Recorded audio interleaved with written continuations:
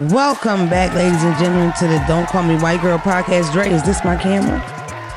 Hello, my beautiful people at home. I have a special guest for you live in LA. I don't know if you heard, but I have relocated, and I live here in Hollywood. And this is one of my newest friends. It's LaRussell. Come on. I'm super excited. Love it. I'm always super excited when I find my own people. I was just talking to Russell before we started. I was introduced to you from a freestyle. What caught my attention though was, I'm assuming your Free Game Fridays, but I feel like even if it's not Free Game Friday, you still giving out free game. You know what I mean? You know? How long you been rapping though? How did you start getting into rap? I've been rapping forever, since like 7. Yeah. And I started with my sister. We used to play CDs in a boombox and just rap over them. And then we, from there, just kind of kept going. I just never stopped. You went to college, or what was your major when you went? I went to college briefly for like 3 months, and I was doing business administration. I think that's what I went to school for. I got like 2 credits. I probably got a couple credits in there. I feel like that's the like entrepreneur dreamer kind of, right? Because it's like it's so open, it's so broad. You could take it any kind of way you want to. But you and realize I didn't really want to go to school. I feel like it's one of those choices you make when you're like, I'm not really trying to go to school, but I'm gonna figure it out. So that was my lane. You know what it was? When I was growing up, people would say, if you get out of school, right, like as far as high school, and you didn't pick something to do right away, you would get into trouble. Like you would, that idle time would get you into trouble. Because I'm from Philadelphia, it's kind of rough over there. And I did. Like when I didn't go to school, like I changed my plans from going to college, I was like in jail by 21. I went to college years after school. Oh, you did? So you were off at first? Yeah. Doing what? Just working. Okay. Yep. UPS, winery, FedEx, aerospace. Yeah. Whole lot of shit. Dreaming from there though, knowing you're gonna do this. Like this is Definitely. Even if you start rapping at a young age, do you know you're gonna like make it a career? Like you're rich and famous off of rap. Did you think it would be like that? I didn't. I used to speak about it like wishfully, as just a young nigga, like, we're gonna make it. But I wasn't dedicated in the aspect like doing everything I needed to do it. It was just like a wishful thing. I knew I'd be something. Yeah, but you didn't necessarily know rap. Right. Did your flow ever change? Did you ever rap? Like, was you ever want some gangster rap shit? Because I feel like, to me, your music is feel-good music for me. Like, it makes me get positive. It don't put me... I was telling Russell, like many of you know at home, I like really ignorant rap music. I like drill music, drug dealer music, trap music. I like all that.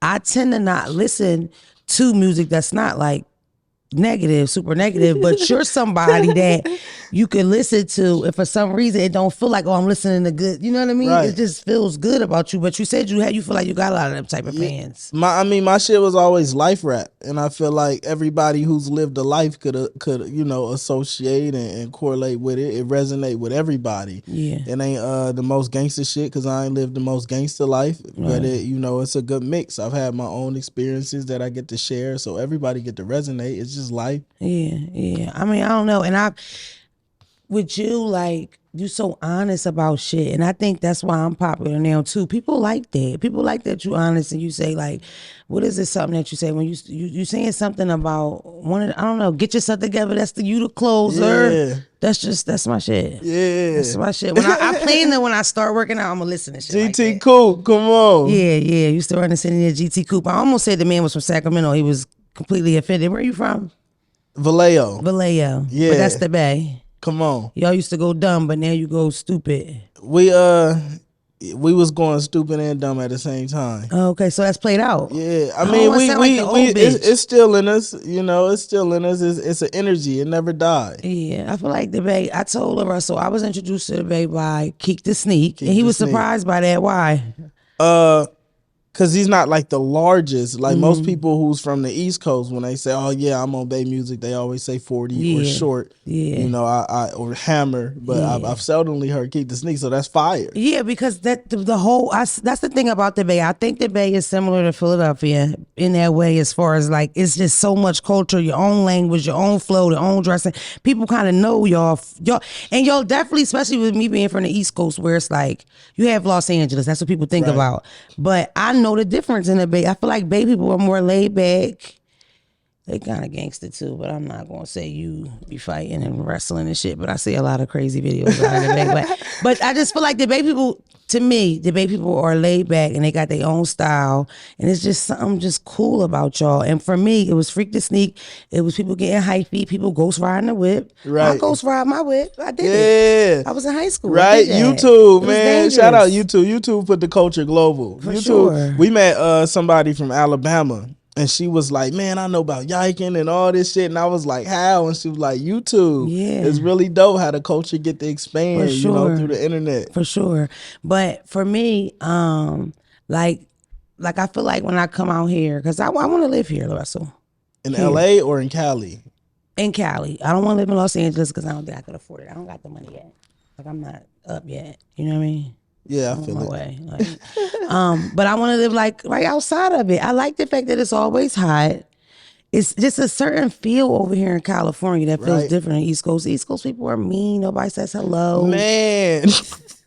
Right? It's a different energy, but it's also like, I love New York. I love the energy of the people out there, but it's definitely a meaner spirit. Yeah. But niggas be going through a lot more. You think so? I think so. Like when you wake up and you gotta sit in that kind of traffic, or you gotta deal with a nigga on it, like it's just different. You feel me? Like you got a different edge to you. Yeah.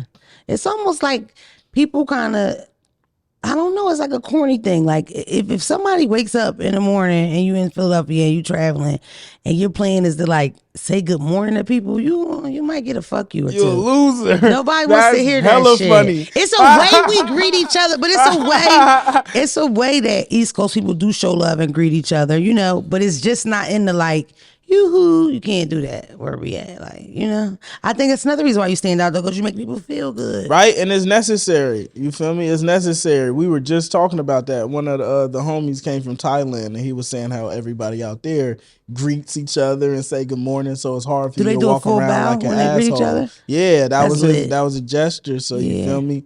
I think that's what it is. We need more niggas to start greeting each other so niggas won't feel like that. Because niggas go through a lot. We should all bow to each other for real.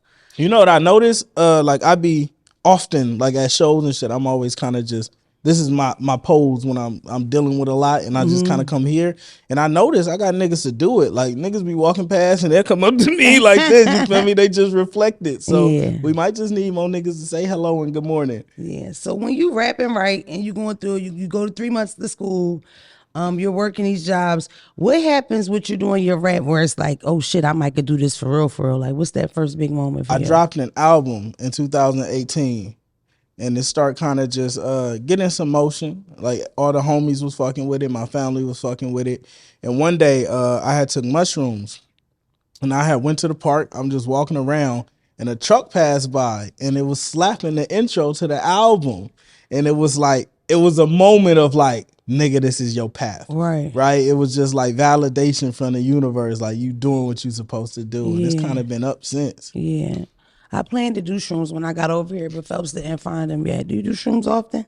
I used to do it a lot more often than I do it now, but I still do shrooms probably like once or twice a year. Yeah, I feel like the first time doing shrooms, I should be like in the cave or like somewhere like in the hills. Go outside, man. Yeah, go in the grass. I feel like my first shroom can't be in Philadelphia in a project somewhere. It's just not gonna be a good high. It's gonna be intense. That's a lot of energy. One time I took shrooms and we needed water, so we had to go to Walmart. Nigga, I found out why people be fighting up in there. Why? Because it's so much energy. It's like, it just make you want to sock a nigga if you're not feeling good. You feel me? It's too much. Everybody going through their shit. People impatient. Like, it's just it's a nasty space to be in. So when you on shrooms, you feel all of that. You kind of, you take in that collective energy. Yeah, me and Dre were just talking about we were going to do shrooms together. Because Dre's not really a drug guy. Yeah, do it. Yeah. And shrooms is for the niggas who's like, not the drug addicts. You feel me? Because you never going to want to do it again after. Like after you do it, you're gonna be so high, you're gonna be like, I'm not finna fuck with that for a little bit. So it's not an addictive drug. You feel me? Right, Dre. It's not. But it's enlightening, bro. It's life changing. It's gonna really like the way you see everything. I mean, unless you already just a great nigga, and it's like you may not even get that. But for those who is like going through some shit or just need to see a little bit more, it's definitely eye opening. Yeah, you notice how popular they're getting now? Yeah, it's definitely a wave now. But with niggas, because I feel like with yeah, the white niggas used to boys, look they at been on shrooms it. like crack. Man, when I when I first got offered shrooms, I was like, hell nah, nigga. You Right. feel me? Because growing up, we look at shrooms like, Yeah. nigga, that's the crazy, that's the white people drugs. But Right. nah, it's real healing. Now niggas is we on that. Yeah. I Yeah. think that's a good I think that's a good wave though. If anything gonna Me be a too. You wave, know why? Because guess what? I kept hearing it. Of course, if you are not asleep or under a rock, you know that like the opiate crisis is real, and it's so much drug dealer music. You know, we right. just had a conversation about, and I don't even want to say his name because I don't want to be corny, but it's like a big rapper, and he talks about getting high a lot, and we had this huge debate on whether do you think he really do drugs or not? Because I know motherfuckers that do drugs for real, Russell. Right. Okay, and some of these motherfuckers rap and sing about it all day long, and for me, it might sound stupid, but I think that's kind of corny for you to rap about. It's I mean, hella when you're corny. rapping about specific drugs on a regular basis and in real life you don't do them drugs, that's weird If as you rapping shit. about anything that you don't that could be detrimental, that you don't fully participate in or Yeah. do, you a lame. You You think corny. so? Like just naturally. Why? Because you have a billion things that you could choose to rap about, including your own life, but you choose to portray a narrative that's not true and it's influencing people and it's detrimental. And it's like, nigga, why choose that of all things to say? And you ain't even do it your damn self. Right. So it's definitely corny. Yeah. I feel like with all this stuff, it's always like an artistry because it's like with me with jokes. Like, I don't know if you know, but I do stand-up comedy. And like for me, some of them shows, depending on where I'm at, it might be all venomous. It's funny, but it's mean. You know what I'm saying? Sometimes I can tell where I'm at in my life or what I'm going through by the stuff that I talk about. But I always think about that in a way of, I don't think people understand just the responsibility that comes with a platform. No matter how high up your platform is, somebody child is really studying you, listening to that shit, liking it. But I feel like at what point is it past you being an artist, you just wanting to put something out? And all right, for example, I was a fan of Eminem as a kid, right? Yeah, of course. Come on. Eminem rapped about killing Kim. That was what Right. he did on a regular basis, killing his mother, saying, you know, and I always looked at him like that was art. I never thought that he might kill Kim. And I Right. understood that he was from the trailer park and she would cheat on him or they beat each other, whatever, right? Right. But I still enjoyed when he told these long stories about throwing her off But a pier you know, with his daughter. To me, with Eminem, it doesn't feel the same as it be feeling today, because I feel like that was his real life and it was believable to me. Like everything that nigga used to say was like, this nigga, he might do it. You feel me? It felt very true to his life. But we see a lot of rap now and it's like, nigga, you're lying. And it's very clear rough. and adamant. It's not even at an artistic point because some of the music don't even be great. You Right. just lying. Right. Off beat. Right. Like, you feel me? And you It's know not what? even Unpopular opinion. I was a fan of Tekashi. Okay, I liked the kind of music Tekashi made. I liked how wild he was. I liked because I knew some of his older shit, and I understood the whole like do crazy shit for people to look at you. I was shocked when he went so hard with the music because he wasn't always hard like that. Right. You know what I mean? And not only did he go hard, it was like overnight he became like a gangbanger. But Right. as crazy as that story is, and how he tell on 57 niggas the next year, and everybody call him a ray, it's like. It's so many Tekashis with this shit. It's just they might not troll like he do, but a lot of them are on some Tekashi shit. And I mean, I feel like with shit like that, it's like you have to look at all parties involved. Cause there was a bunch of niggas who validated and allowed Tekashi to be Tekashi and be a part of the organization and infrastructure as well. That was crazy. You feel me? Who the Like, fuck let Tekashi? Who did his initiation? you feel me? Who Somebody checked his jumped shit, them his in. Carfax? Somebody jumped them in. Is it a lot of gang culture in the Bay like it is the rest of It's Cali? not like gangs in a traditional form. It's more like cliques and like neighborhoods streets and neighborhoods and exactly. shit. Yeah. Did you find it hard to avoid that kind of shit? Because you come up in a 2-parent household, correct? Yeah. I've seen your parents. You're very close-knit with your family. It's just you and your sister? I got 3 sisters. And you the only boy? Yep. They used to beat your ass, didn't they? Wow, everybody's saying this. They It was did. man, it was What equal. was your age? It What's was the equal. ages? I'm Where the do you youngest sit? too. Oh, they used to whoop your Yeah, ass. it was equal smoke though. Oh, you was giving our ass whooping. Yeah. Respect. Everybody get up. You slam your sister. Clothesline your sister. Okay. No. But how was it though growing up with all them sisters? I was kind of to myself often. You feel me? So, and I had like cousins, and I grew up at a time where kids was outside, so I had hella friends outside. So it wasn't even like. How old are you? 28. Okay. Yeah, so I don't think it altered He's too a much. Libra. You feel me? Yeah, he has the same birthday as Gary. A legend. Yeah. I don't know. People say y'all lie a lot. Yeah. People say it. Don't people say that? I'm not the first person that told you that. Nah. You've never heard Libras Like lie. just Libras in general? They're liars. I mean, I think people are liars in general. Okay, but All you never of heard the them. Libra thing, ever. Nah. Lying ass Libras. I have. You thought I made I've heard that up. such. Okay, so also I wanted to mention how supportive your family seems. Were they always supportive of you having a rap dream? Because I feel like parents is almost like, get a job, nigga. They was always supportive of me just being me. Whether that was rap, working, anything I was doing, they was just supportive of me being me. You got a good family, LaRussell. Yeah, exceptional. Yeah. Sisters real supportive of your music too. Yeah, my whole family. Early, it was like I wasn't making great music for anyone to really be a supporter of, but it was still like, it was never like a, hey nigga, don't do that. You feel me? Yeah. Who makes the decision to start doing the parties at the shows at the house? Because that's like, that was me. You a young legend. But it was a tradition just expanded. Like I grew up in the party house my whole life. My pops and moms, we used to have a TV in the front yard watching the boxing matches. Oh, y'all like, was that house on the block. the part. Always, you feel me? Like my uncle used to do concerts and stand up in the backyard, so I was really just carrying Your tradition. uncle's a stand-up comedian. Yeah. Wow. Yep. And so you get this out, because I feel like the first thing people would think, because first of all, when you have a real fan base and they really fuck with you, you could feel that love for them. They're very protective of you. But I feel like nowadays shit's so crazy. The first thing people gonna think is like, are you worried about everybody knowing where you live? Even though most people probably already know where the fuck you live at. Niggas been knowing where I live my whole life. Yeah. Yeah. So you do your new. backyard concert and it's big to the point where guests come through, everybody on the block. Yeah, and it's respected still. The neighborhood respected. Like, I'm really from where I'm from. So everyone knows me, whether from a kid growing up here, there, or we connected in some way. So, I mean, it's just respected. It's a safe place in the hood. Yeah. So as far as like, of course, to get big, you go viral, it's exciting. How do you like being famous? Like, how do you, right now, if you go to the Walmart, like we was just talking, you getting stopped a lot, correct? Usually we get stopped kind of everywhere we go now, but it's still not excessively. It depends on where I'm at. Yeah. If I'm at home, niggas know me at home. If I'm in LA, it's occasional. If I'm in New York, it's occasional. So it depends on where we at. So it's not to that level yet where I'm like, I hate it.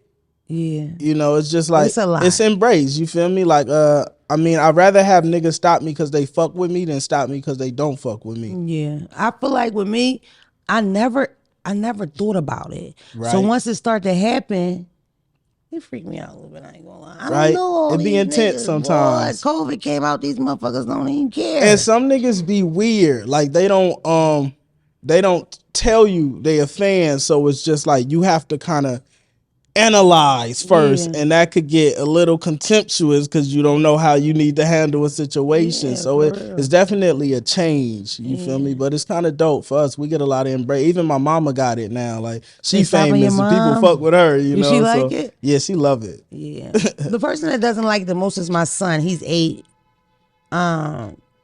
Somebody approached us, say, I think we was in Disney World, and he was like, "Buddy, you're a little rude. We're trying to eat dinner." He asked me, no, seriously, because that's the thing. When you go through this, because you don't have children yet, right? I have a daughter. Do you? Yep. Are you with her mom?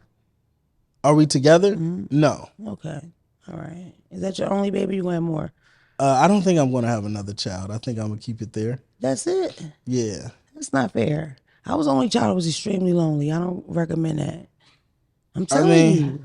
I mean, it depends on like the environment you grow up in. She's not lonely. She got people around her who love her and fuck with her and all that. Yeah. She needs and she got parents. Right. She has parents, two of them, but she needs a sibling, somebody to conspire to do bad shit with. You know what I mean? Seriously, I think it's a need. When you only child, I was like weird as shit. And most people that I know the only child, they're weird too. Because you know Phelps is the only child. See, but Have you met she Phelps? not. She's like the coolest nigga you could meet. How old is she? 10. Oh, okay. Yeah, and she hella cool. Damn, so you had her, what, 18, fresh out? 17. How was that? Intense. Scary as shit, right? Intense, scary, very like I've just recently got into the point in the past few years where I'm like really embracing fatherhood, and I'm like, wow, this is really cool. This is, I get to nurture and I get to be, Before you just super anxious before I about it. just, I mean, not even just anxious, just like resentment. Like, you know, when you have a kid very young and you're not prepared, it really throws like a blow in your life, and True. you don't know how to navigate those kind of emotions early, so it just turned into a bunch of nasty emotions. You know, like I've always been present and did what I needed to do, but not in the capacity that I am now, where it's like, That's such an honest fucking answer. yeah, I don't think it I've was ever tough. heard a father say, but that's it's not it's real. And I think a lot of fathers go through that. I know as far as like I always crack jokes about my cousins, but it's like I've seen some of them, like the men in my family, be so worn down by the dealings with the mother of their child or trying to raise them, trying to pay child support, that it's like I mean, they like, fuck them kids. I've seen men get to that point, and not necessarily men that are deadbeats. It's just a lot on you. And God forbid if you didn't, you're blessed to have an example of what a father is growing up with your father, but so many men don't. Right. And I feel like you had this baby young. It's not, of course, you make the decision to have sex unprotected, right? But right after you make that decision, you don't have any more decision in it. So if you sit and talk to this girl and you like, I don't think it's the time. I don't think we close enough. I don't think, she could be like, well, fuck what you think, bitch. Now we go together and I'm keeping this motherfucking baby. You know, I know for a fact, like I've never met a man that told me, and this doesn't mean it doesn't happen, but I've never had a male friend say, well, I got her pregnant on purpose, I trapped her. I've never heard that. Never. But I have had conversations. I don't think it never happens. Nick Cannon, would you please speak? No, let's be clear, yo, because dad kill me in the comments. I believe that it's happened. Of course it's happened, you know. Yeah, for sure. But I have had conversations with a girl that was like, girl, yeah, and I got pregnant. Like, so it's like, because even with me, with my son, it's like, I need him to understand that, like, that's the power that you have protecting your semen. It's special. Those are your babies, you know. And it's very difficult to learn how to navigate a space or like enter a space lovingly when it starts in resentment of any form. Like when you feel like somebody betrayed you or they did something against your will, because like most of the times at that age, you don't have accountability. Like most 17-year-olds, you ain't got no fucking accountability. Like you could barely do a lot of shit. You feel me? So it's very hard to re-enter into a loving space and embrace it and accept it because you feel like, you know, like it was a wrench thrown into your process at some point. Right. Especially when you're in a situation where the girl might say they're not going to keep it, or you might even give up money towards not, you know, keeping it, or just sometimes she won't talk to you. She won't talk to you until it's the point where there's nothing to do but have a baby, because of course adoption is not that popular, especially not with our community. That's not really people will shun you for doing adoption more in the Black community. You know, it might sound strange. People will shun you or look at you funny for giving up your baby for adoption over if you have abortion over and over and over, which is crazy when you think about it. But I do think that's something else, and I feel like you know, I seen men struggle with that. I just respect you being that honest, because a lot of times, even when I notice a man might struggle raising their kid and it comes across like they're deadbeats or they don't care about them, and then when they do try to appear, and maybe you coming around the baby 6 or the baby 7, the baby is 8. It take a lot for a man to say, well, back then this is how I felt and I didn't know how to deal with it. It made me want to run away. And bro, there's so much like guilt and shame that come with that shit that some men can never say that, so they just choose to do nothing. For the entirety. So they can avoid it. And it's not even because like they don't really want to. It's just like there's a lot of emotion that come with that shit that men do not know how to navigate, right? LaRussell, wow, you need to be like a counselor or something, motivational speaker. Me and LaRussell both, we have a friend that's a friend in common, Wallow, because you said that Wallow helped you. Wallow helped me out a lot too. Yeah, he bald head and he's silly, but he a good guy, right? He's a good nigga. Yeah, I feel like when niggas do. Like, niggas don't really talk about shit like that. Like, for me, it's kind of taboo. Like, if I do something for somebody, I don't want necessarily to get on social media and say, she do this, she do that, do this. But it's like, I keep meeting people that Wallow's actually helping in real life. Like, fuck a like or some social media bullshit. Like, legit getting niggas jobs. It's like, damn, Wallow might be a thorough guy. Right. Damn. He ain't as bad as I thought. Yeah, I told Russell we should do $1 million worth of game. I think that'll be a nice hookup. Yeah, it's coming. It's coming for sure. I wanted to do this episode in your backyard, and I wanted to sit Indian style and say you who with the big buff mic. Yeah, you gotta Dre come to the didn't want to do pergola. it exactly. Hater. He is, bro. That's I wanted crazy. you to show me your neighborhood. I wanted to meet your mom. That's crazy. I wanted a hot dog. You know what they said? That nigga greeted do me you like, know how many fucking hours that is from LA? That's not what y'all said to me. That's crazy. Thank you. But that's really what I wanted to do. I'm so jealous. I be watching. Y'all gotta come to a backyard. You gotta come. They not invited. You gotta come to a backyard show. For sure. I really want to come. I fuck with Simba, Child December. That's your folks. Y'all had a show coming up, if I wasn't mistaken, but I don't know if it was there or somewhere. We did a show in Frisco together. How was it? At home. And man, it was crazy. Packed. Yeah, I fuck with Simba. We do advice hour here. We let people call up and give advice. You give advice a lot. You don't get tired of giving out advice?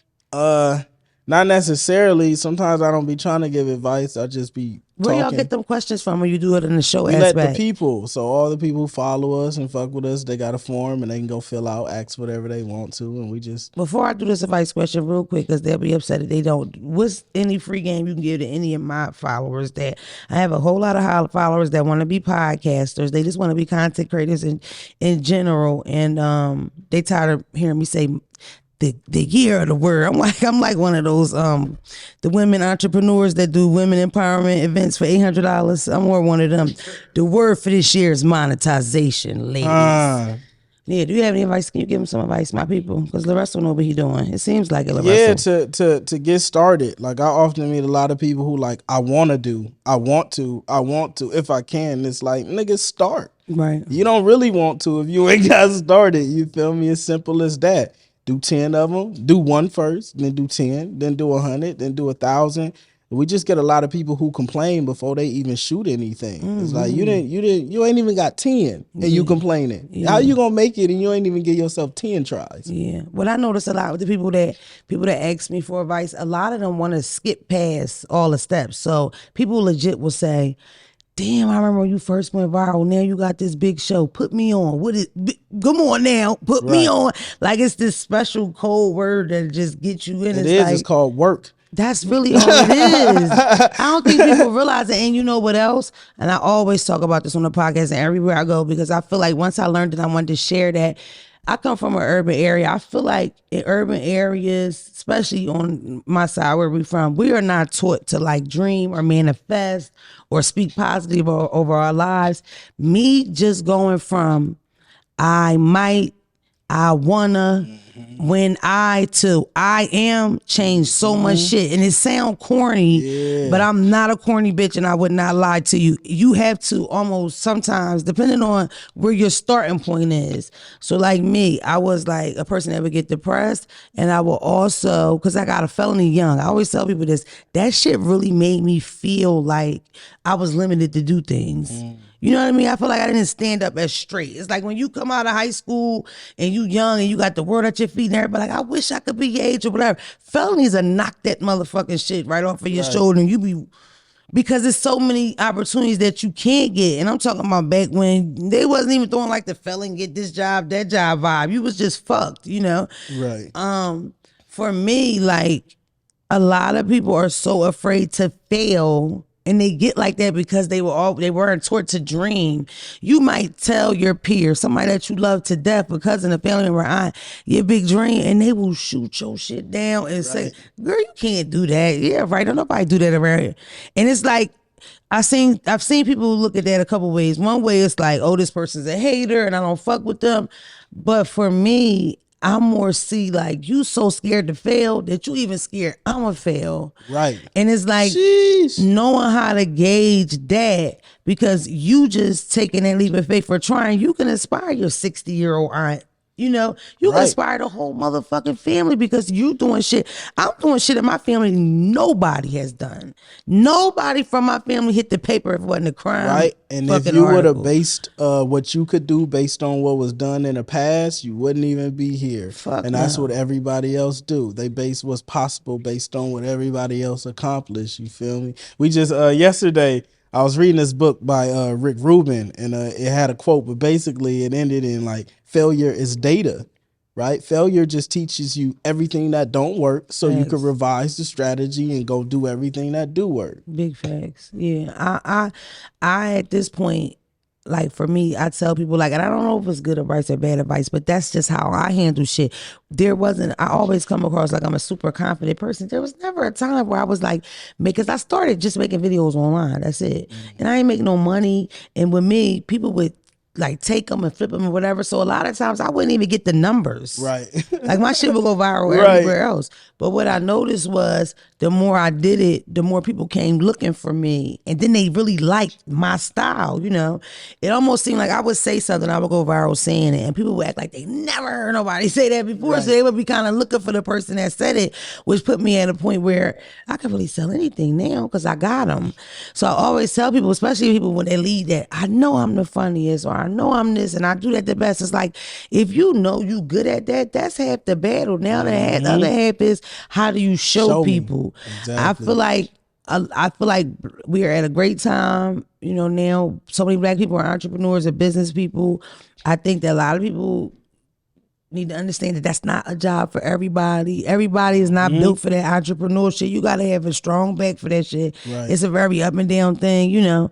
And also I feel like everybody can't be, you know, queen or king bee or whatever. It got to be worker bees. Some people Every do role better is necessary working as a team, and you know, because everybody want to be a boss now. That's just, you know, through the social media or whatever. But I feel like once you find your lane, bro, the worst thing that can happen is you fail, and really that's not even the worst thing that can happen. That's light. I know what I wanted to do with this podcast, because the first podcast I made, nobody watched it but my cousins. I used to get 36 views. I got 36 cousins, you know? Right. But I knew exactly what I wanted to do here. I didn't walk around with my head down about it. It didn't beat me up like that. You know what I mean? Right. And you give yourself a certain amount of grace, like especially where you come from. I come from a background of, I was committing crimes and shit, LaRussell. You know, I can't believe this shit. I'm like a fucking entertainer. Right? You know what I mean? You won. They don't even check my record. They hired me, BET. It don't even matter no more, right? It don't even matter no more. Because they would, you know, now these big Paramount hired me. They don't know about the shit I did. Right? They don't even know. Are we going to play the voicemail and let LaRussell answer for the people? Are you up to it? What's up? You gotta listen to the voicemail and give this person advice. It's gonna be a dumb question, I'm telling you. This is dope. You doing like a Miss Cleo column. Yeah. Something like that. I just watched that documentary too. It was good. I gotta tell y'all that. Pause, real fast. Do you know anything about the Murdoch murders? Knew you wasn't. He too positive for that. Just keep going. Let's just keep going. Hey, don't call me white girl, aka Damona, the queen of Philly. I got a question for you. I recently separated with my wife, and due to me cheating about 8-9 months ago, I'm interested in finding out, being that I went to counseling and I did the proper steps to believe that I can achieve to get my wife back, and it's still not working, should I just say, all right, it's done, and just continue just to be the father for my kids?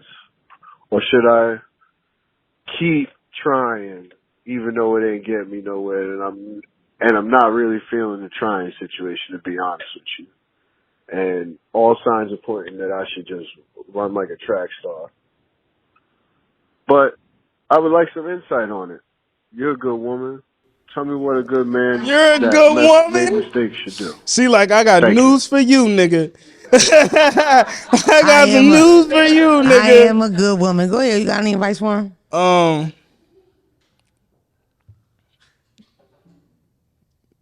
Not really, but I mean, he didn't sound the most confidence in his change. He said, "I believe that and it's like, if you believe, then you probably didn't do the work to know." So I feel like usually if you still feeling in that state, like you believe you're good enough to do something, then you know the work isn't done. You still got a lot more to do.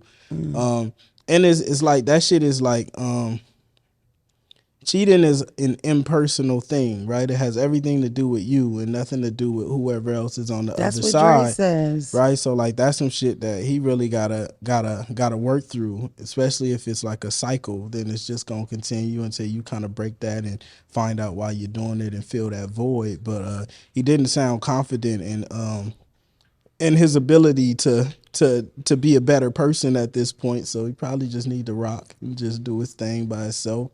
He definitely gave me like, I went to therapy so I could tell her, bitch, I talked to the people. I done talked to the people. Right. I And prayed. that's what it be. I went and talked to the lady. I'm tired She of staying at my said, grandma's house now. I done talked to the people. Right. I prayed 3 times. Let me back in.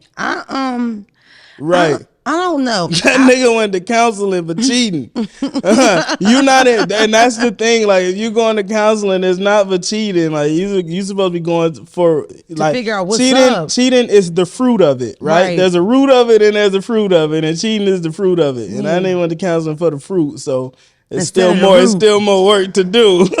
Yeah, I feel like I don't know, and I also think that sometimes if a woman is mature enough to know that she can't really deal with that shit, you should kind of take the lead, because I think that's the worst kind of relationship, when you trying again and she keep talking about that shit, keep bringing it up, or y'all just always have to like revert back to what happened because it's like, if she's saying no in the beginning, that could be totally indicative of her just not being ready, or not even healed, or didn't even forgive you yet. You know what I mean?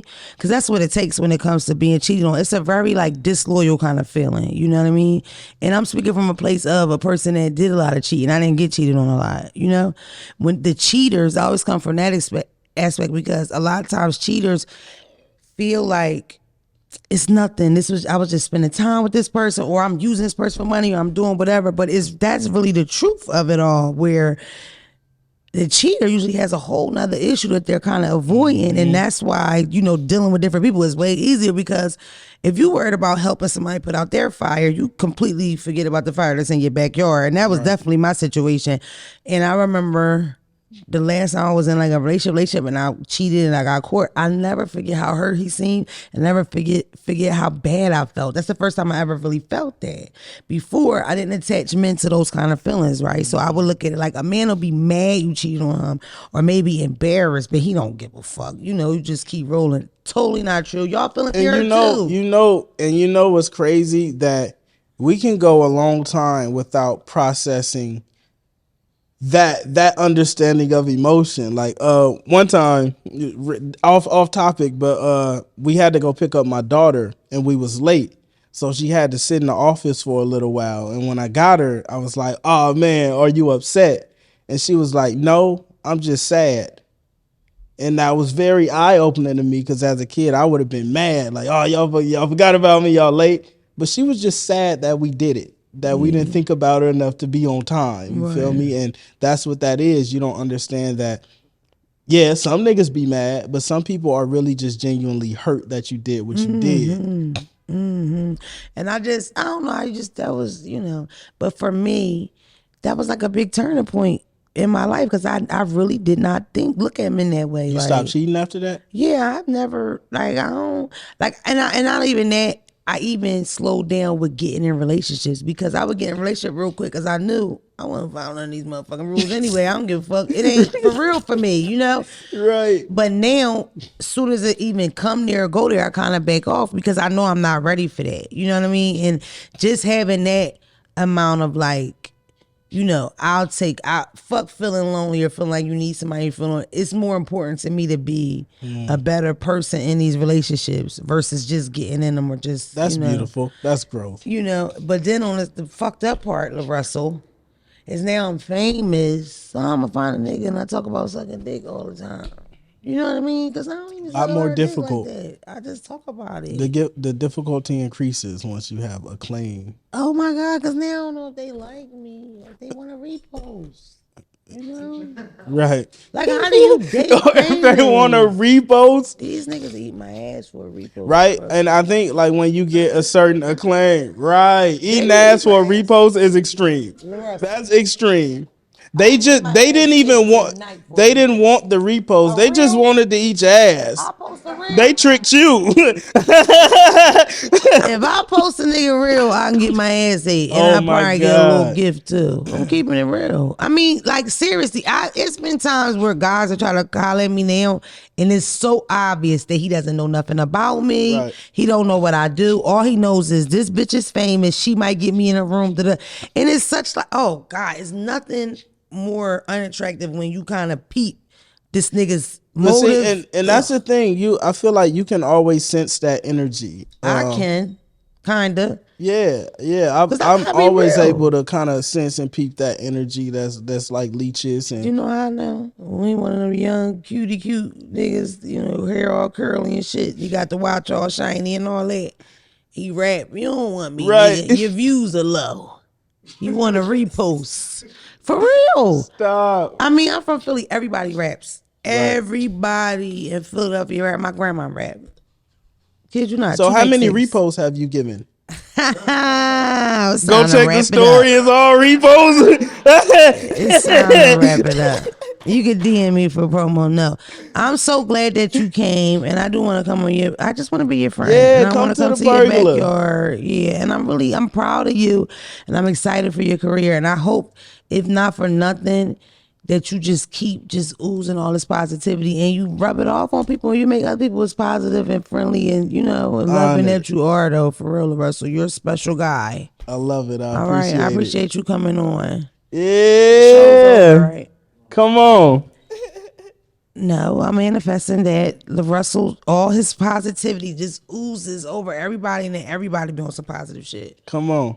Like niggas in Philly see him and they go, yoo-hoo. That just raised you. Yeah. It changed your day, right? Just something as simple as that. I feel better already. Yeah. Yoo-hoo. It could be a bye or goodbye, like aloha. That's it.